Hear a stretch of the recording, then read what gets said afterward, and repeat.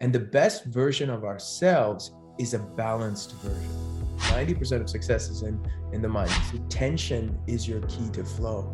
We naturally, we think our way through problems, but a lot of the problems come from how we feel. So it's like we're trying to think our way through a feeling problem. And that's just going to be two bulls just butting each other in the head each time. So stillness is the master of unrest. Welcome back, Sifu. It's an absolute honor to have you back. Thank you so much for joining me, man. It's a real honor and pleasure to be back. Mike, how are you? Absolutely. No, it's funny. I was saying beforehand, the last time we spoke, we made it a required listen to for everybody that we were working with our group program. It was that focused. And I think one of our guys in the group said it both. He said, I simultaneously felt like sitting down and pondering everything that was going on in my life and running through a brick wall at the same time. So you really made a huge impact on us. I appreciate it. Well, I'm glad it was of service to someone. So. Yeah. So listeners, if you did not get a chance to listen to the last one, I'm with Sifu Harinder Singh here. We connected over 6 months ago. I think it was almost a year ago, actually, when we talked specifically about flow state. And he's a martial artist in multiple different modalities. Was the Jeet Athletic Association, and he's the host of now the Blackbelt Podcast, which just came out.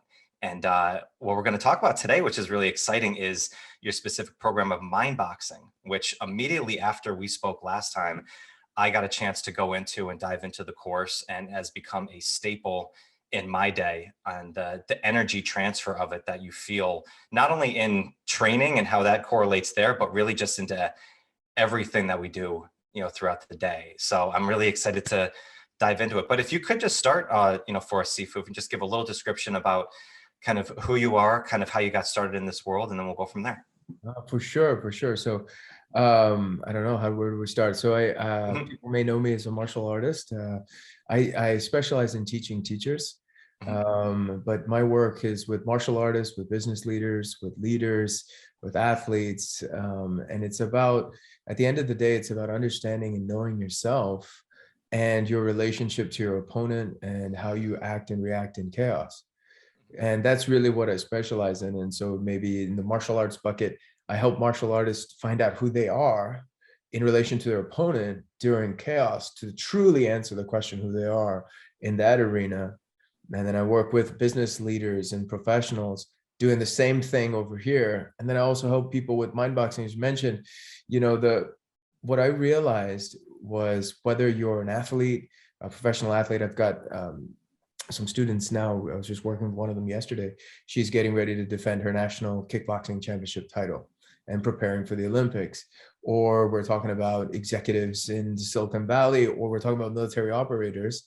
What I realized was that martial arts, what people look at martial arts is that it's punching and kicking and choking and fighting, right? And that's a very surface physical thing. But to be honest, if you really go into the philosophy, or what I like to call the martial spirit, right? And how do you activate the spirit? That's been my obsession. Is, okay, we approach things from a physical way many times. We approach things from an emotional way many times. But what is the optimum performance? Who is the optimum person that's performing? And the best version of ourselves is a balanced version. Balance is the best. When you are balanced, that's the best version you are in time, in the moment. And as the moment changes, you change with the moment, and that is balance. So if I'm working with military and bullets are going by their heads, and I remember way back in the beginning, about over a decade, 12, 13 years ago, when I first started working with the military and police officers, of course, I go there to teach them the defensive tactics, the maneuvers, the strategies, the techniques that they have. But what really opened things up was, even with my teachers, my Sifus, what they taught me was the mental and emotional component of what's happening. What's happening in your mind is way more important than the physical. 90% of it's there. And we've heard that, right? We've always heard that 90% of success is in the mind, whether it's in business or on the battlefield. So then the question that we must ask ourselves is, if 90% of the success is there, then how much time, money, resources, and effort are we putting to train that? And that's a hard, honest question that everybody has to ask. Because when bullets are flying by your head, when you're having to make a $1 billion decision, or you're trying to decide what school to send your child to, Yes. right? What house to buy, what mortgage. All of these are choices. Everything, and I realized everything came down to choices. And it wasn't about the choice, but the individual and the state they were in when they were making the choice. And that was the key. So then that led to see, okay, it could be defensive tactics. It could be, a salesperson I'm working with, or marketing person, or kettlebell person. So that's their craft. But the person making the choice, do they have the ability to relax on command? Do they have the ability to make smart choices? Do they have the ability to slow time down, pause, and choose? Or are they just reactionary beings? Because most of the time we're reactionary. We don't even know it. We're habitual, we're reactionary, and we react to situations. And when you're reacting to a situation, you're reacting from a already ingrained pattern from your tendencies. And your tendencies are always tied to your attachments of your fears, your doubts, and your personal concerns. That's maybe on the negative charge. Then, we live in a society where it's like, think positive and focus on the goal.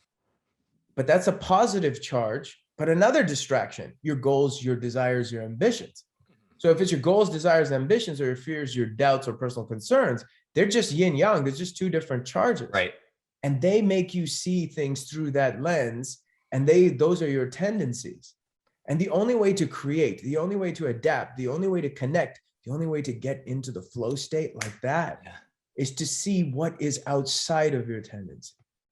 And that's what the whole thing happened. It's like, oh, when somebody's throwing a punch at you, am I going like this? Am I trying to block? Am I trying to do something? Or can I see that punch come? Can I accept it's coming? And can I watch it? And can I just roll with the punch? If I can roll with the punch, that's choosing peace, because peace is a choice in chaos, not the absence. And that started my whole obsession, you could say, with the flow state, and really trying to understand the mechanics of it. We talk about the spirit. Everybody talks about being present. Everybody talks about being playful. Everybody talks about performance. But my obsession has been, what are the actual mechanics? And then I don't want to talk about the result. I want to talk about the mechanics, the principles of the process that put me there. Right. And it's interesting when you mention about balance, because it seems like it's simpler to maybe find flow state or allow flow state in when those big things are happening, right? With military operatives, when bullets are flying by your head, you kind of don't have the time to think about those things. You need to allow that situation. But then if you go home and now you're with your family, then all of a sudden it's like things get out of balance. And probably hopefully for many of us, like those kind of monotonous times, the monotonous tasks that we do throughout the day, those are going to be probably more present throughout the day than the extreme times that you have. So I think it seems like it's even most important to find that balance in everything that we do. So whether it's martial arts or whether it's training, it should be a vessel to carry over into balance in everything that you do, not just your modality or not just your craft that you're working with. 100%. And, in those extreme situations, we talked about that last time. In extreme situations, it's flow or die. So it's one or two. Yes. It's one or the other, right? It's one or the other. Yeah. Well, and the quote you used on that, which I thought was so interesting, is that you said flow is natural. We're the ones that are in the way, and that stuck with me so much from the last time we spoke of allowance and how much it's like we are resisting these things. And you said, we can put ourselves in our time. And if you're a successful business person, that might be your arena where you feel like you just get into your zone. But then when you go home and you're away from that, you feel almost like your identity gets stripped away. Right. So kind of having that balance of flow, being able to do it in every aspect of your life, that seems like we get a little bit more confused, or where we struggle the most. 100%. And I think that's actually the more important part. That, Sifu always said to me, we're always training. So when I'm talking to you right now, I'm present. I'm not thinking about what should I say. I'm not thinking about what question are you asking me. I'm here connecting and feeling what you're saying and seeing where to go from there, instead of having an idea in my mind of what I need to say, a script, or Will he like my answer? Will the audience like my answer? All these different things that may come into our mind. And if you think about it, like let's say we go to work out. Okay. Go work out and you feel great during the workout, right? But you worked out for like 20, 30 hour, 2 hours. What about the other 22 hours of the day? It's a short part of the day. Short part of the day that you went to work and you loved your job.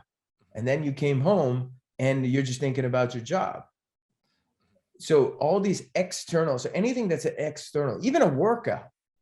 See, the thing is that a workout is good for you, but we have to understand, why am I working out?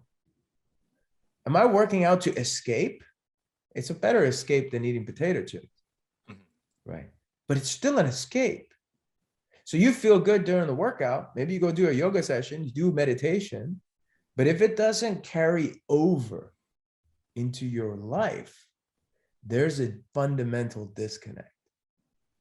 And that is really the true skill of this. We say living Gong Fu, living the way. And that's the key thing, is how can I live it everywhere? And then when I go there, it just helps me train it so I can live it everywhere, as opposed to I go to my job and go do my training. And now that is my escape. And that now I use it as an escape and I feel good there. But when I come out of there, I might feel good for a little bit. And then the question my Sifu always asked was like, okay, you do your meditation, you do your training, you do your Tai Chi. You go to whatever you do and you feel good. Well, the power of whatever you did, you can easily measure by how long did you hold the state. Yes. How long did you hold the state? Right? That's how you know how powerful your practice is. Right. So it's not about the practice, it's about your frame of what the practice is for. If the practice is to escape, or is the practice to discover more of who you are, there's a fundamental difference.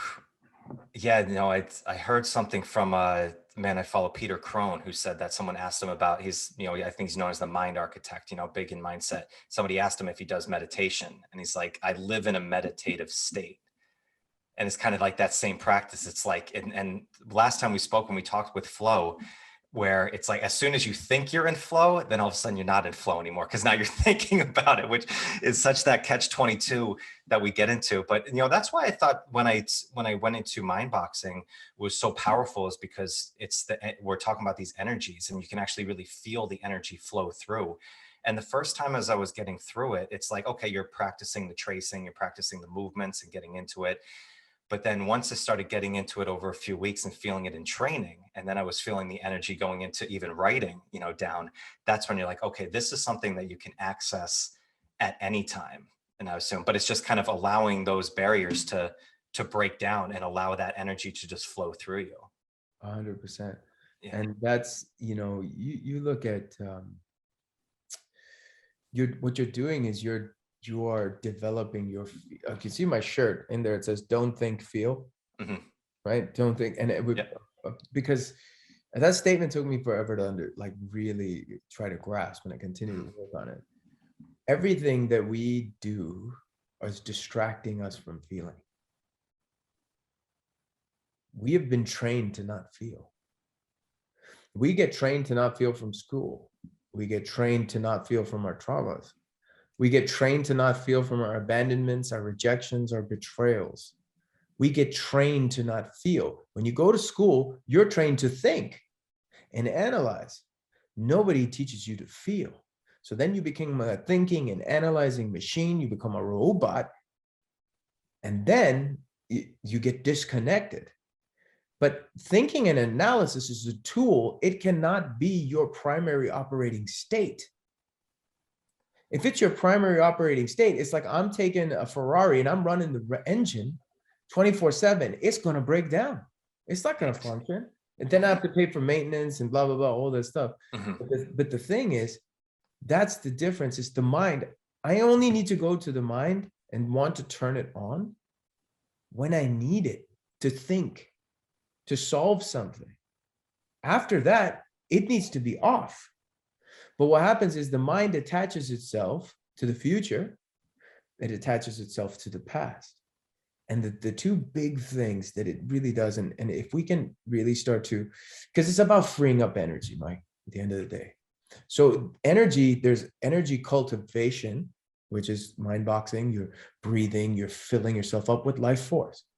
It's an energy you have. And for those people who don't want to use those terms, there's chi, there's prana, there's life force, sure. But it's just, how do you feel? Are you in high energy, high spirits? Do you feel happy? Do you feel abundant? Or do you feel drained? Or do you feel tense? There is a feeling we all feel. It's tension. But if you understand tension, you can learn to transform tension. Because when people say to you, just relax, right? You're like, what does that mean? Right? It's like if you're in a fight, right? And I go, Mike, just win.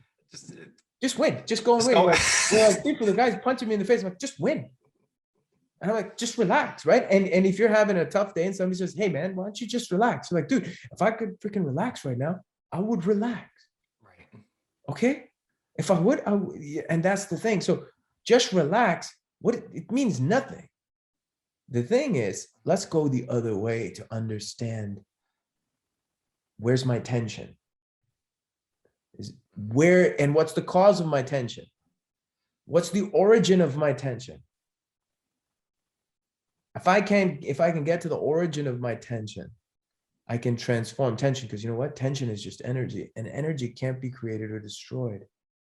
It can be transformed. So when the people say, let go of tension, it's a little misleading. What it means is transform the tension into something that can be used. If you look at like pro athletes before they go, Mike Tyson would talk about how he was totally scared and freaking out before he went to the fight. There's all this tension. But when he got in the fight, he was able to transform the tension into flow. You see what I'm saying? Absolutely. Yeah. He would say that, right? Because he was so nervous before every fight. And then every step he would start walking up, and it would just slowly start to transfer over until when finally got up the stairs and he just went in through the ropes. And he was 100% ready just to fight. 100%. Yeah. So tension is your key to flow, because you're transforming your when we seek flow, right? You can't find it. You can't find it. If you seek it, you can't find it. If you try, you can't find it. It doesn't work that way. Flow is a result. You enter this state, but the state is natural. It's always there. Tension is in the way. So if you know what's in the way, instead of like blasting through it, you can just remove the block, and not just remove the block, use that block as potential energy to fuel whatever you're going to do. Wow. No, that's so right on, because we naturally, we think our way through problems, but a lot of the problems come from how we feel. So it's like we're trying to think our way through a feeling problem, and that's just going to be two bulls just butting each other in the head each time, from there.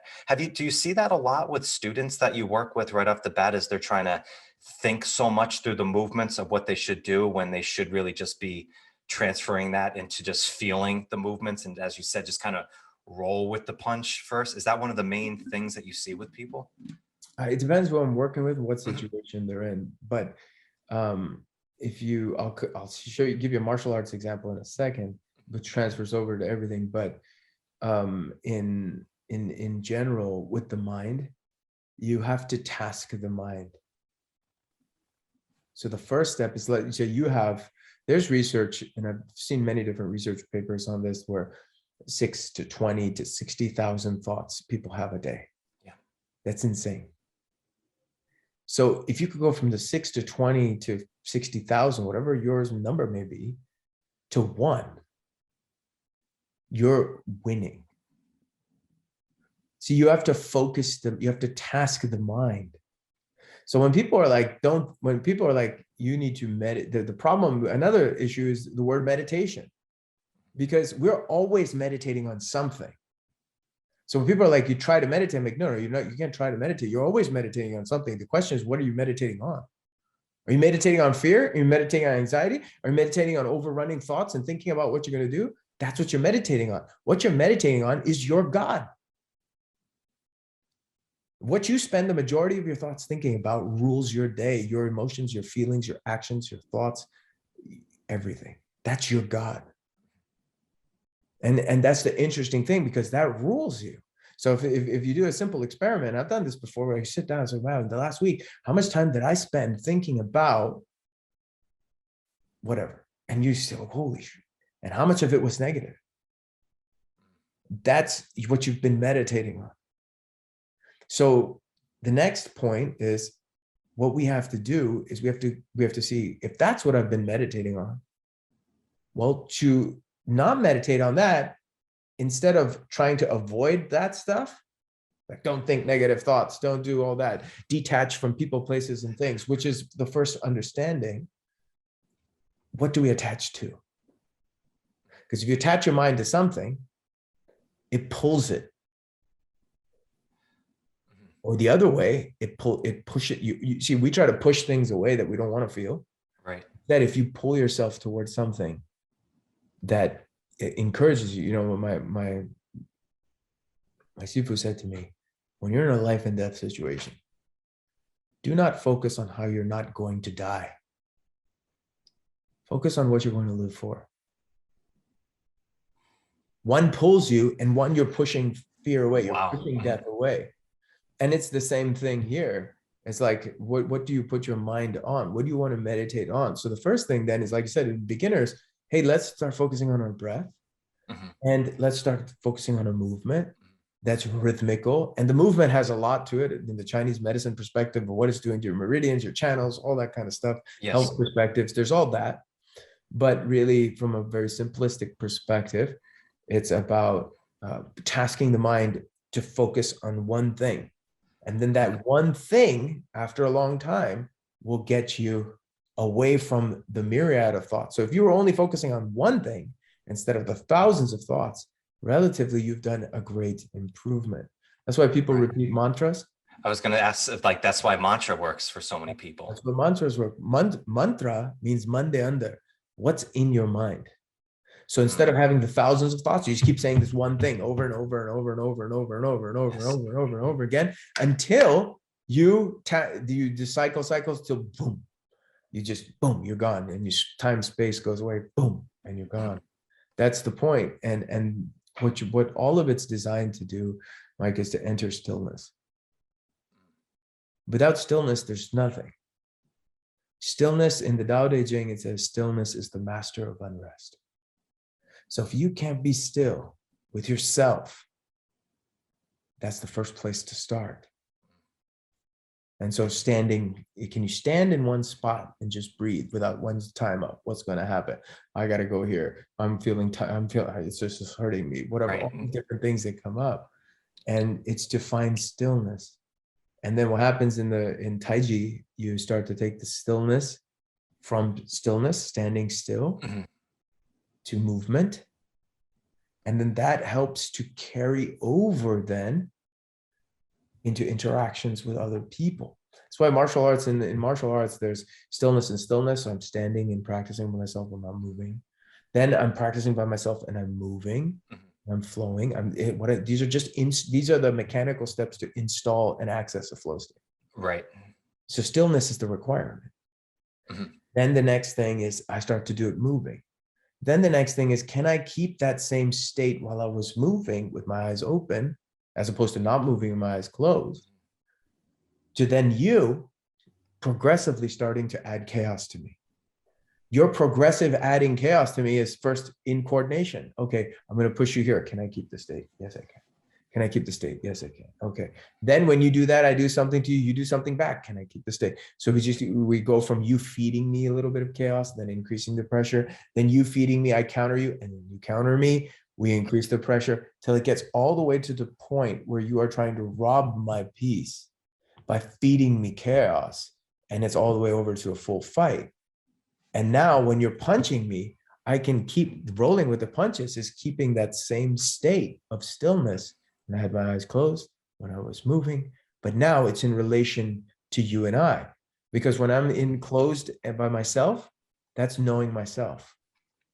When it's me and you, it's know myself to know my enemy. It's the relationship. Right. If we can't have the steps to master that, we cannot then take it out into the world. Right. That's really fascinating, the steps that you just mentioned there, because especially in meditation, like we say, like everybody, you sit down, you close your eyes, you get yourself in a posture. It's a very kind of sensory deprived state from there. But then once you get in and where the world is stimulated, there's a lot of other stuff going on. And then we just immediately lose that state that we were in. And just going back into when there was one day in mind boxing when I did one, you just stand and all you do is you're just standing there. You're just holding that posture. That was one of the toughest days for me at the beginning, because the flow and the movements of the tracing, there was something, okay, you can concentrate on, but when there was actually nothing there, that was even tougher of doing. And then you're like, yes, my back feels like this. Oh, it's, you start thinking in this of going on, and you realize how scattered your mind tries to cling on to something that it can kind of hold on to, except for just focusing on that one thought. So it's so interesting how you start with that and then slowly progress into your own self movement and then with other people. And you know, Mike, you can enter either way. So there's some people that in the chaos, they can find stillness. But when they go towards stillness and stillness, it's not one is more important than the other. In the chaos, they can find stillness. But when they go stillness and stillness, it drives them crazy. Right. There's other people who can have stillness and stillness. But as they go towards the chaos drives them crazy. So it's that's knowing yourself. Like, okay, where and you usually look at like a lot of busy executives or entrepreneurs in the hectic chaos, they're flowing. But when they have to sit at home across from their kid, they can't be there. And then they're like, why can't I be there? Why can't I not sit here and connect with my kid? I want to. I love my kid. I want to. But I just can't sit still. They're like a shark that they feel, and then the breath starts to get like this, and they start to panic being quiet. Wow. You know, it's so interesting. There's an example that just popped up in my head. I haven't thought about this in years, but I saw this in my own mother, because, you know, when I was 3, I had leukemia, going through that.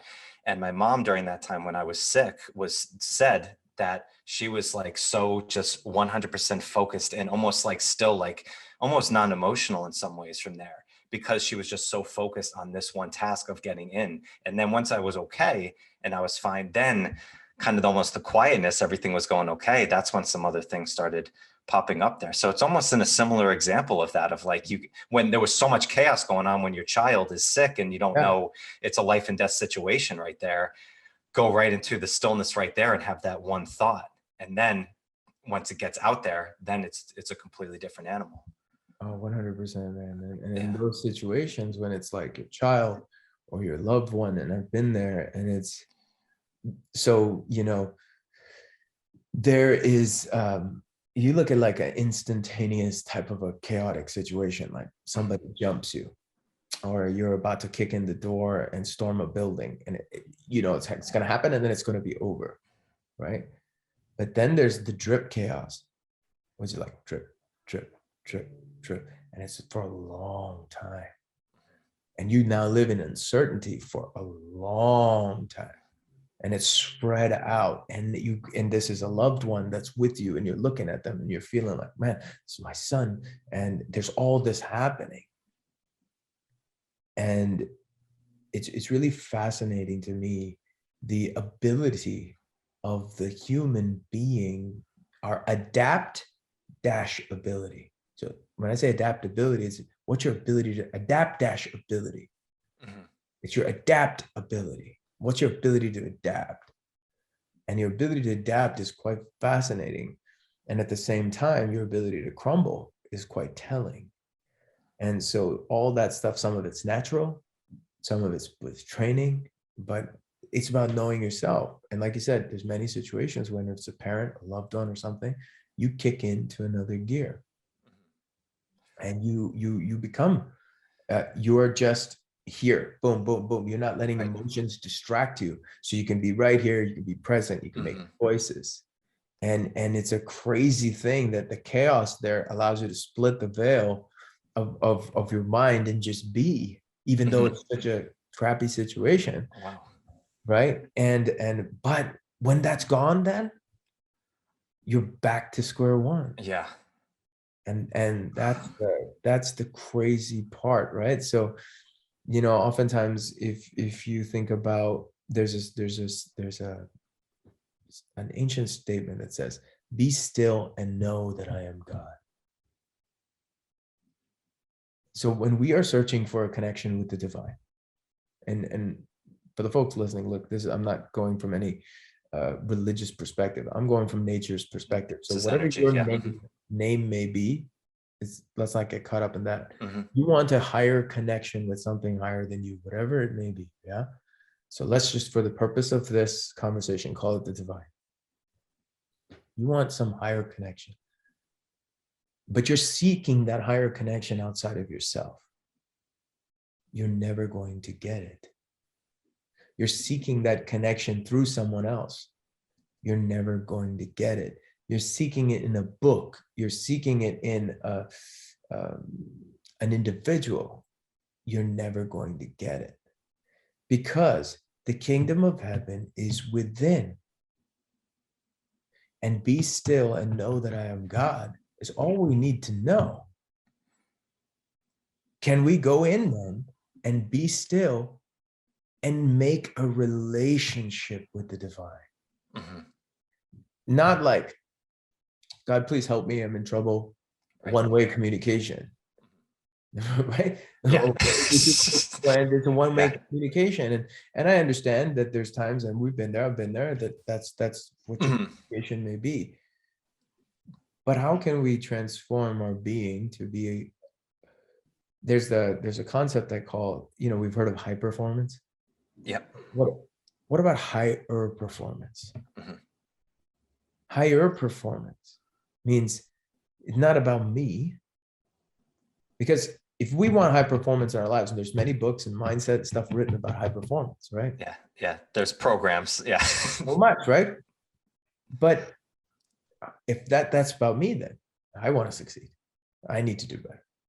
Right. But what about higher performance? Higher performance means, can we look at this from our higher self, our higher eyes, not from the level and state that we're looking at it right now? We need a connection to something to pull us to this higher state. So if you're here and you're arguing with somebody here and you're just going back and forth, back and forth, back and forth, or there's a problem or a situation here and you want to get rid of this, you need to be pulled up. And when you're pulled up to this vibration here, this is more coarse, this is more refined. When you're pulled up to this higher vibration, this doesn't bother you anymore.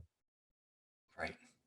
As opposed to trying to fight it over here, you know what I'm saying? And so it's always about like a connection to something greater than ourselves. Our mission field is, the simplest way that it was described to me by my teacher is, we're all here to work on ourselves so we could be of service to other people. Otherwise, what is the point of being here? Yeah.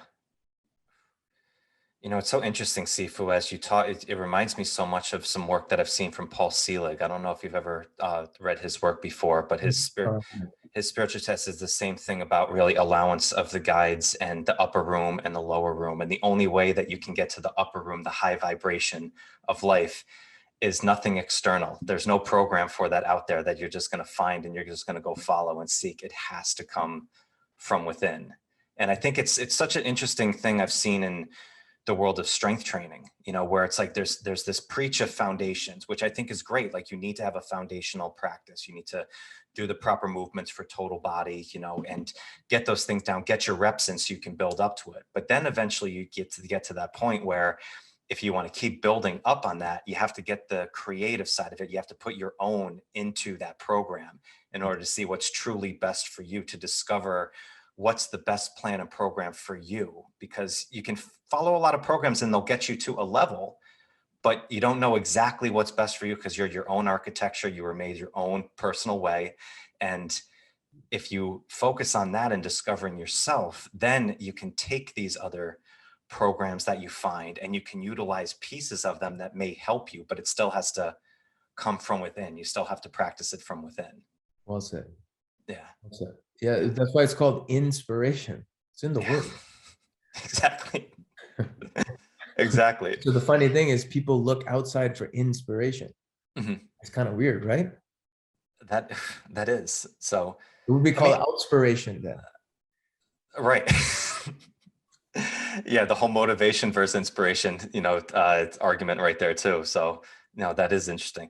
So with your daily practice and your training and stuff, I mean, I know you practice with your martial arts work, and I know you do your mind boxing, but I know you also do your strength training piece as well. I've talked to Dr. Holder before, who I know is your training partner that you've worked with, and he told us a little bit about your work. But how do you kind of personally keep yourself in this state on a day-by-day basis? What's kind of your regimen like?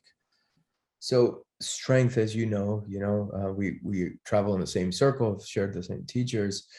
How do I put it? Strength. Well, we know strength is a skill, but strength is also a gift. But it's a creative gift because it sparks the creative process. Because you are creating. When you start and when you end, and you got stronger, you created that. So you just tapped into the creative process of evolution. You are evolving yourself. That's why it's so big. That's why it feels so good. And unfortunately, the fitness industry makes it about what you look like. The external. Again, the external. Why? Because what they're saying is, hey,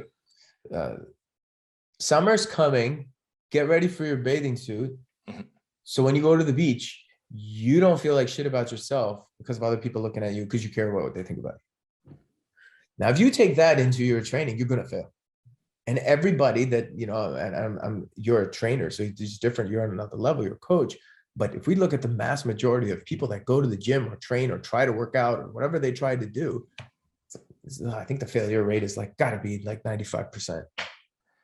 I think you're shallow on that too. I think it's 97 the last time. On a life-term scan, though, it's a terrible thing, when you really think about it. And I've thought of this a lot especially the last year and change with the pandemic. Is we have a 95 to 97% fail rate in our industry.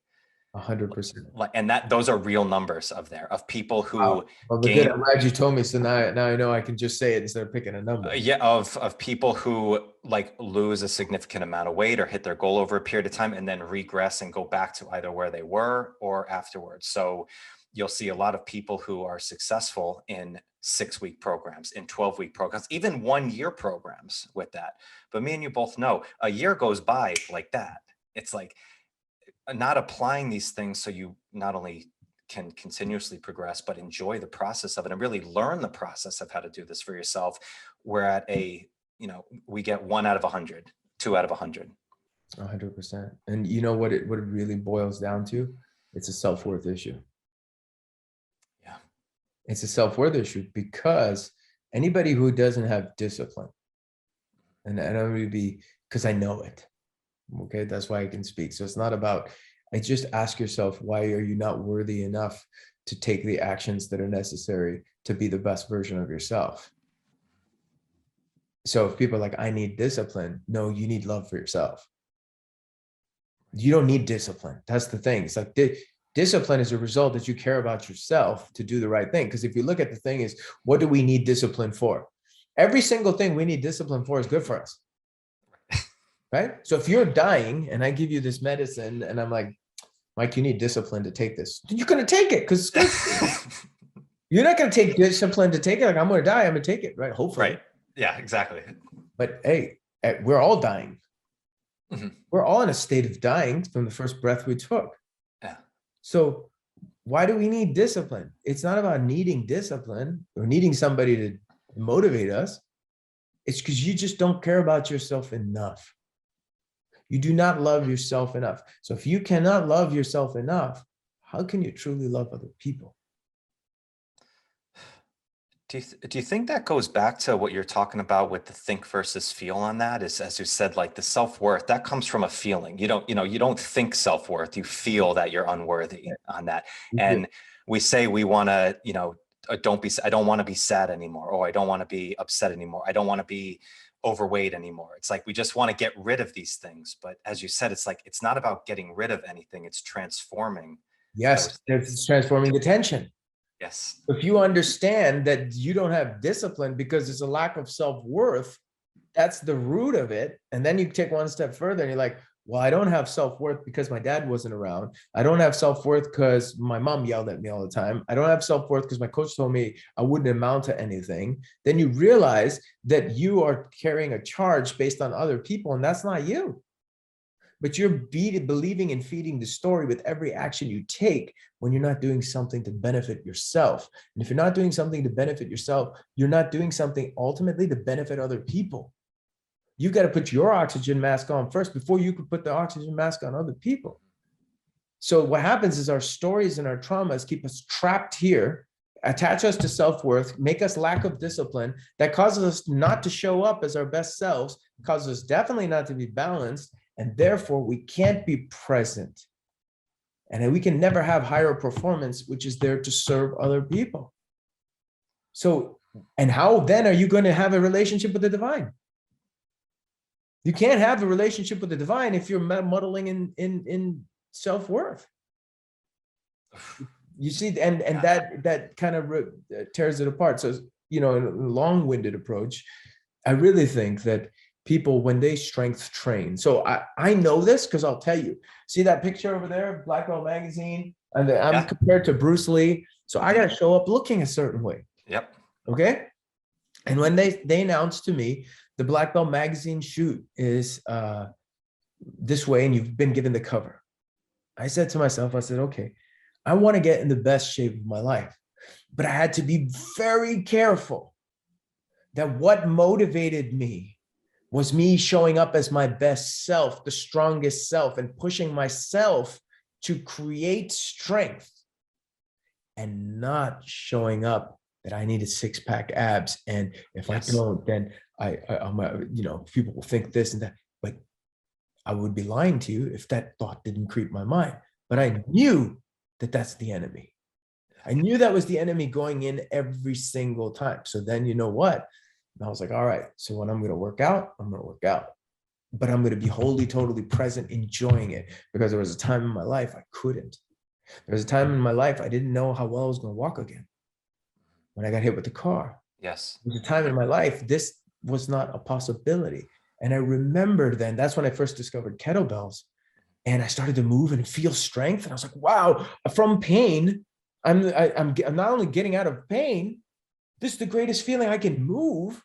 And then, so pain to move to discovering strength. Because a lot of people may be listening that are not in the strength world have no idea what strength is, because they've never felt it. Yes. Because they're living in pain. Mm-hmm.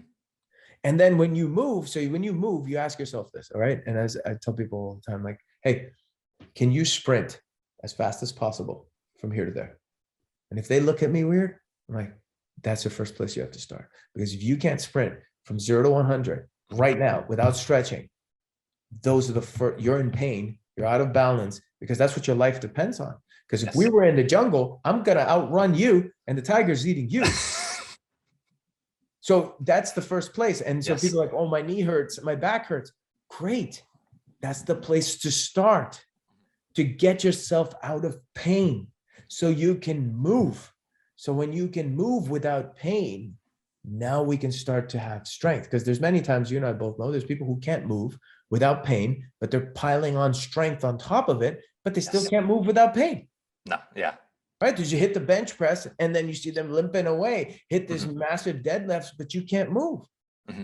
Yeah. So it's interesting. And every person that I've worked with over years and years of kettlebell work who have loved it, it's not about, oh, I'm stronger. I'm doing it. I felt so good. I feel so good. It comes back to the feeling. It feels straight. That's what I love about the kettlebell, man. Mm-hmm. Because the kettlebell, it's like, you and I both know, man, it's a transformational tool. There's one tool. It's such a transformational tool because it gets you, and now you click into the feeling of transformation. Yes. See, that's really what it is. Mm-hmm. Strength is just transformation. And want to know something? We are transforming beings, so we love transformation. We don't like the cost of the pain it takes to transform, but we love transformation. Yeah. The truest definition of mastery I ever heard. Mastery. The reason we're here on this rock revolving around the sun is to continuously transform our being. Otherwise, what would be the point? Exactly. Right. Yeah. So when you transform, you learn a new thing, you transform, you learn a new skill, you transform. So what you have to ask yourself is, when was the last time you transformed? Right. So my daily practice is about every day I transform. I'm not transforming at the end result. That's the other problem that happens, is that people fixate on the start point or the end point. Yes. For me, every rep, every breath, every step is a transformational point. It's just as important to me as whatever result I may be going to. That is the freedom. Because in every rep I take of the kettlebell swing, if I am aware I'm alive and I'm breathing right now, and I have gratitude for that, I'm alive. I have gratitude for being alive because I can feel it right now I can feel it. So then I'm not chasing a number. I'm not chasing a result. That's not to say you don't have to have smart, intelligent programming in your training, but that's the plan. But in the plan then is, can you be right here? Yes. And the next piece happens there is that if somebody wants you, you and I both know I'm an A12 coach, and to go through a transformation, it's not just the workout. It's you're going to make 100 decisions. You have to make 100 conscious choices a day to transform. And I challenge people on that. Can you make 100 conscious choices a day to transform? Because the conscious choice has to be, you wake up, did you drink your water? It's a conscious choice. Yes. Did you wake up? Did you eat properly in the morning? Did you not do carbs? Or you're hungry? Are you hungry, or are you dehydrated? It's time to go do your cardio. Okay, good. Now it's time to meditate. Conscious choice. And then when you're meditating, the voice, let's call him Jake. Jake comes in and he's like, blah, blah, blah, blah, blah. Nope, not now. That's every one of those is a conscious choice. Get out of here, focus back. Get out of here, focus back. So if you want to transform, it takes 100 conscious choices a day. And if you make 100 conscious choices a day, you know what that means? You're spending more time consciously aware of what is happening. And that means you're already transforming, because most of the time we're just checked out on autopilot, doing the same shit over and over again, expecting a different result. And then we're like, the Western attitude, push harder, get after it, go for it. There's a time for that. But that's an emergency response system that's being used as a primary response system, and that will not work. The get after it, survive is like, I'm about to die, I'm going to push through this. Right. It's an emergency response system. The emergency response system cannot be break glass and use every day when I wake up and push through it. And I think that's where a lot of the disconnect happens. And so for me, it's all a mental process of this. It's mind boxing. So when I'm lifting kettlebell, it's mind boxing. When I'm talking to my kid, it's mind boxing. When I'm talking to you, I'm mind boxing, because I care about 4 P's. I take care about being peaceful. Peace is a choice. I care about being present, which is a state.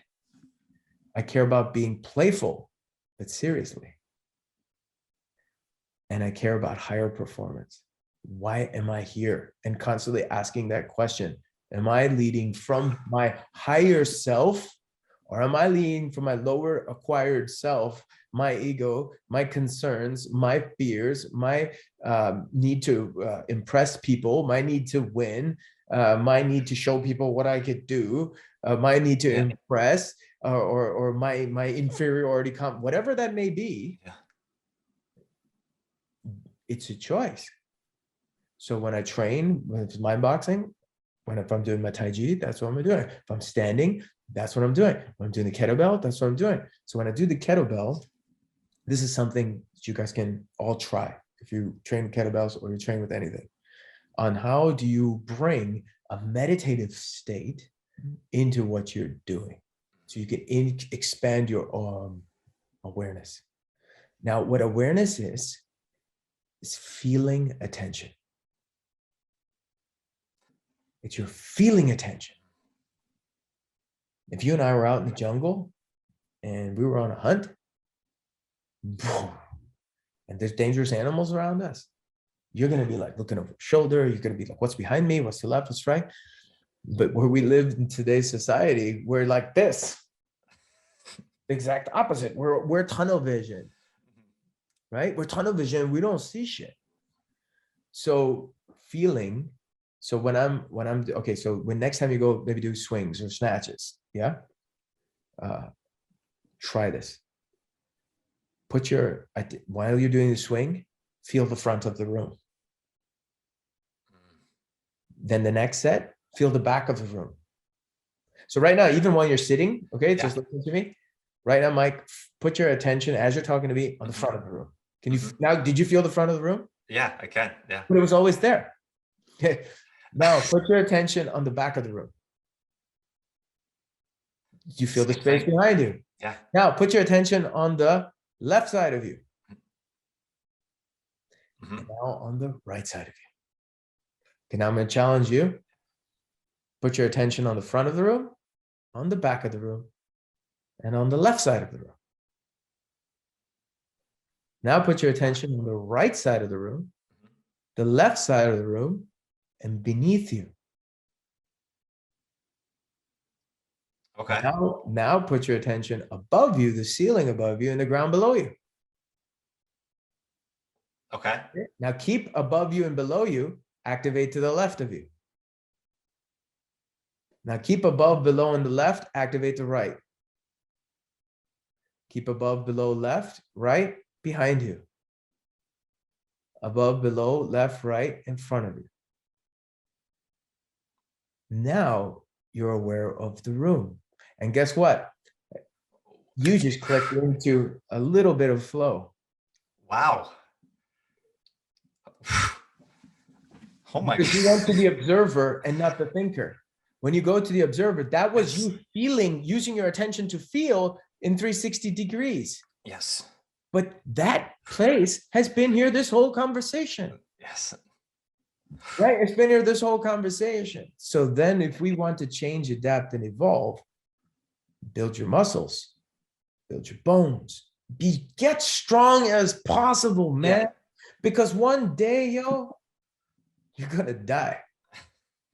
So get as strong as possible right now, because one day you're going to get older. Get as strong. What I love, Paul McIlroy, my coach, says. Love Paul. He's freaking genius. If you haven't checked him out, like this is, I think, one of the savants we have right now. And he said, you know, his belief is that he can progressively get stronger till the age of 60. So 60 being the strongest you could ever be. And then maintain 90% of that till he's 70. And then try to maintain 90% of that till he's 80. Yo, that's a formula that I want to go for, right? And I've seen it in Kung Fu. I've seen it. I've seen it in my other teacher, Dennis Rogers, 63. And he does phenomenal things. If you don't know Dennis Rogers, you got to check him out, right? And so the whole thing comes down to, but now when you're doing your kettlebell, you're focusing on your breathing, you're focusing on your structure. So look what you end up doing. The kettlebell already, why does people love the kettlebell? The reason why people love the kettlebell is it makes you focus on your posture.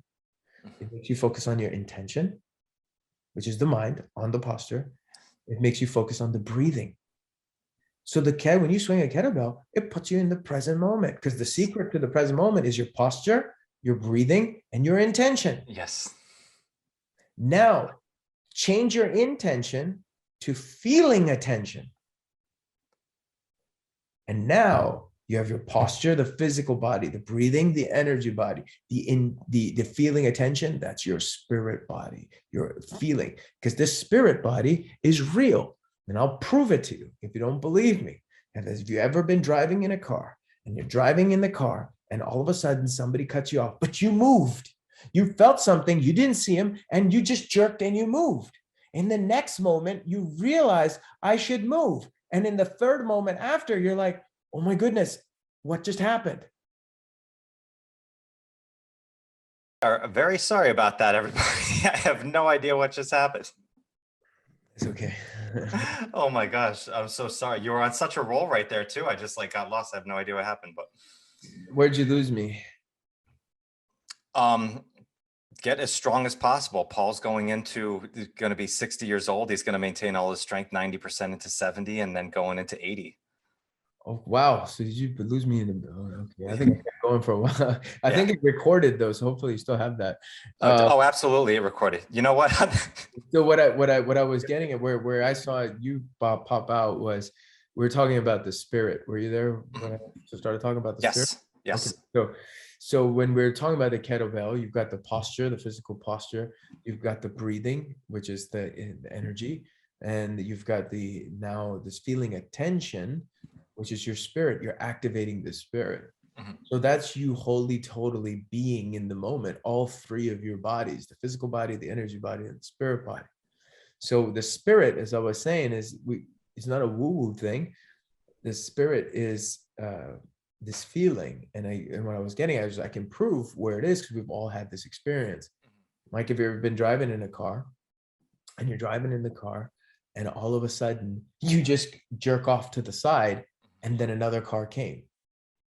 And you're like, and then in the next moment, you're like, I should move. And then in the third, but you've already moved.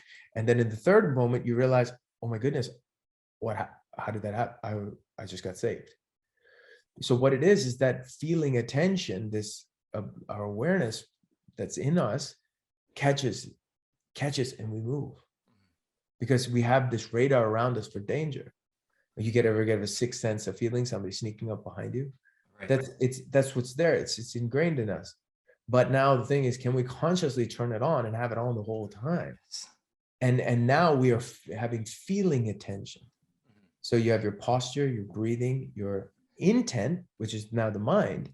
And in the beginning, when you're doing a kettlebell swing, what is it all on? It's on the posture and the breathing. That's your intention. Right. Now, once you've got it down, you still have that going on. You'll still monitor that, right? But now you can expand your awareness to include the front, back, left, right, top, and below of the room. And when you have that, you will enter into another space of freedom.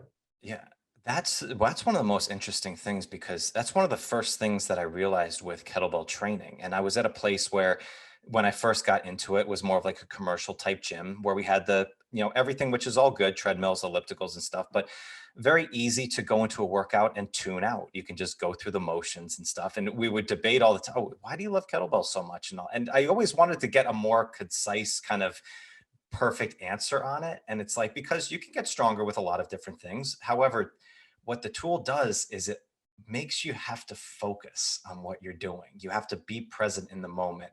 And how we are so unfocused and detached so much throughout the day that when somebody comes in, they might swing a kettlebell for the first time. That might be one of the first times that they felt present and in that moment in years.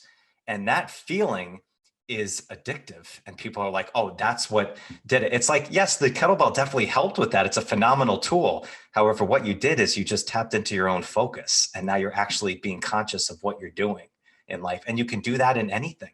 100%. And then the next thing is the kettlebell also transforms tension. You use tension to transform into motion. So you're understanding tension to produce and create emotion. Yes. And so you're learning the relationship between tension and relaxation, and what are the windows or the still points or the transfers between tension and relaxation. So again, it takes you deeper into feeling, because it makes you feel tension and relaxation. You have to. And then it makes you feel the transitional point between tension and relaxation. Because everything's about the transitional point. It's not about the tension or the relaxation. Yes. It's about managing the transition. Yeah. Man, Sifu, this was amazing. This time just flies by with you. This is so incredible. So thank you so much for joining us today. I really appreciate it. My pleasure, my honor. Absolutely. Yeah. No, we'll have to be doing this again, because I could just talk to you for days. If people want to consume more of your content, go check out Mind Boxing, go check out the podcast. What's the best places that we can send them? If you go to Sifu Singh at Sifu Singh, SIFUSINGH on Instagram, sifusingh.com is my overall website. You can go to mindboxing.com if you want to, understand emotional intelligence, mental toughness, but develop your spirit so that you can understand yourself and your relationship to tension and how to transform tension into flow so that you can be more peaceful, be more present, be more playful, and eventually arrive to a higher place, so that you know, the whole goal about everything we do is to unlock our joy, and the joy has just been locked away. Yes.